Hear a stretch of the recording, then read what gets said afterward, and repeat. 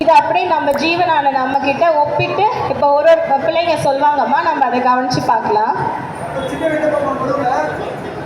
அதாவது கைவல்யத்தினுடைய முழு சார் அம்சம் இந்த கதையிலே முடிஞ்சிடுதுங்கம்மா. அப்புறமேட்டு தான் சந்தேகம் தெளிவுபடணும்னு சொல்லுவார் வச்சுங்களேன்.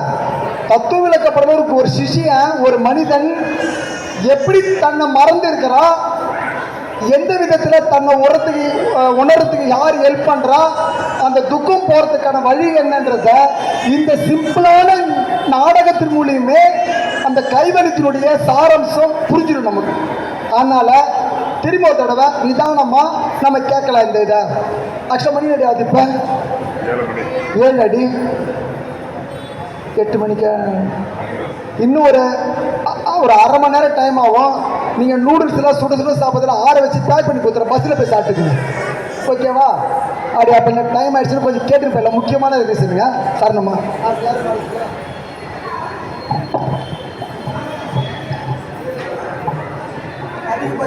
இந்த கதையின் மூலமாக நம்ம 7 அவஸ்தைகளை பார்ப்போம்.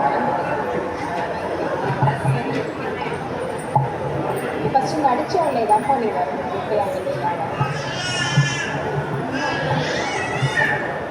1 2 3 4 5 6 7 8 9. என்னடா 9 பேர் தான் இருக்கும், ஒரு ஆளை காணுமே. ஃபர்ஸ்ட் என்ன?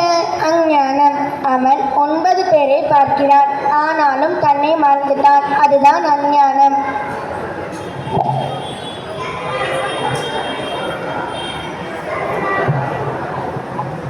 அதுபோல நானும் பிரம்மமான ஆத்மாவும் என்று மறந்து இருக்கிறோம். இதுவே அஞ்ஞானம். அதுபோல நாமும் பிரம்மமான ஆத்மாவும் என்று ஆத்மாதான் என்று மறந்து இருக்கிறோம். இதுவே அஞ்ஞானம். 1 2 3 4 5 6 7 8 9. நாடா ஒரு ஆளை காணமே. ஐயையோ, என்ன பண்ணது? 10ஆம் அவனே என்ன சொல்றான்? 10வது ஒரு ஆளை காணோன்னு சொல்றான். அதுதான் ஆவரணம்.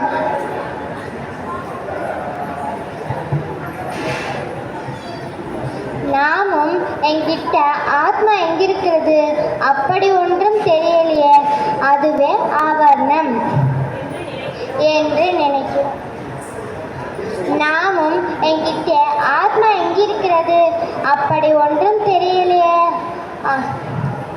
அதுவே ஆவரணம் அப்படி நினைச்சுக்கிறோம். அதுவே ஆவரணம்.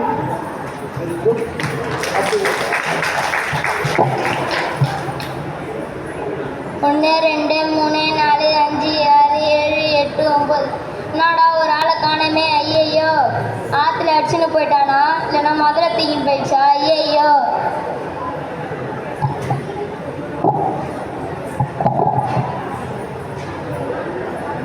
அடுத்தது விட்சேபம். 10ஆம் அவன் தண்ணீர் முழுங்கி இறந்து விட்டான் என்று எண்ணி துக்கப்பட்டு அழுதால் விட்சேபம்.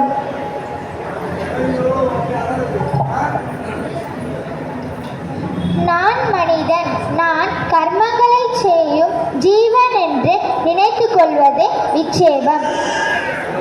நான் மனிதன், நான் கர்மங்களை செய்யும் ஜீவன் என்று நினைத்து கொள்வது விட்சேபம்.